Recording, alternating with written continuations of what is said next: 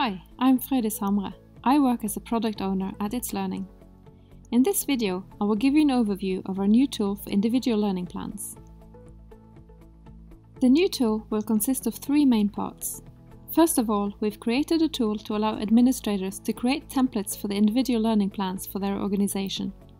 In the new version of the core of individual learning plans, mentors can create plans for their students based on the templates, where both mentors, teachers, students and parents can enter and view information depending on permissions. The last part is a new feature to allow specific feedback from course teachers. The midterm review is a formative assessment with or without a grade to communicate the student's current status in a course. This information is also fed into the ILP tool to have everything in one place. Note that all pages in the new tool are mobile friendly, but pages with a lot of information will always look better on a bigger screen. Administrators can find the tool to manage templates in the admin menu under individual learning plans. I'm now creating a new template to use for Valliside School. A template consists of a number of text fields that each have a title, and the administrator can set view and edit permissions based on role. Remember to give the template a simple and clear name.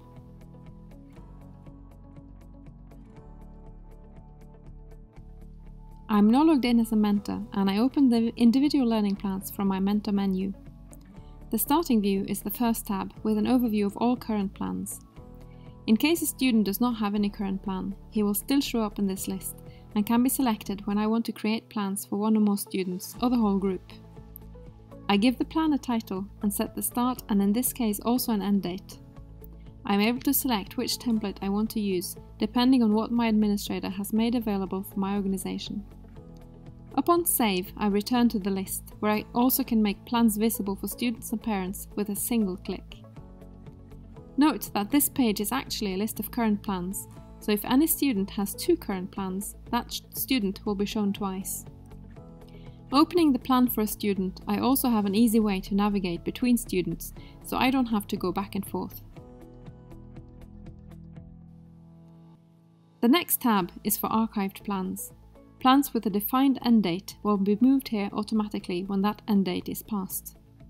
All plans can be archived manually and also moved back to current plans if needed. Finally, there's a section for midterm reviews. This will give me a graphic overview of the midterm review assessments for my students. With consistent setup of midterm reviews in courses, it's easy for the mentor to identify which students might need extra attention. Please note that only assessment scales with 2, 3 or 6 levels are supported for the graphic presentation. Midterm reviews are created by course teachers in each course. The option is found in individual learning plans from status and follow-up in the course. One course can have several midterm reviews. For the best experience, we recommend that all teachers should use the same assessment scale. There is also an option to select no grading, which means you can use this without grades. This is for example useful in primary school in Norway, where grades are not used at all. As you can see, there is also an option to enable self-assessment, which gives the students an opportunity to give their own input for each course or subject. The page where I give my feedback and assessments is familiar from task tool and manual columns in the assessment record. I can quickly see when I last updated the assessments and with one click make it visible to students and parents. As the student, I can open my individual learning plan from my personal menu, and this page is what my mentor, teachers and parents can also see.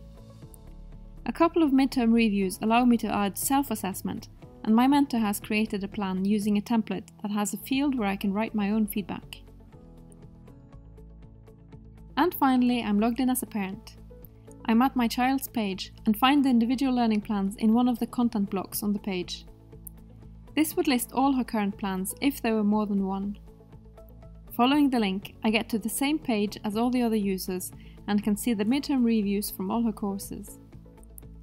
In the drop-down, I can select a plan or a customized date range to display relevant midterm reviews. Each section on the page can be collapsed for easy readability. The current plan is found beneath the midterm reviews with comments from the mentor and my child. In this case, there is also a field where I can write a comment if I want. There is no way to migrate content from the old ILP tool directly to this new tool. So instead we've given access to previous plans through a link at the bottom of this page, which will remain at least for a couple of years as long as there are plans available there. This way I can look back on previous terms or years when the old ILP tool was used to track the progress. Thank you for listening. I hope you'll find this tool easy to use and that it will support your already established processes to save you time.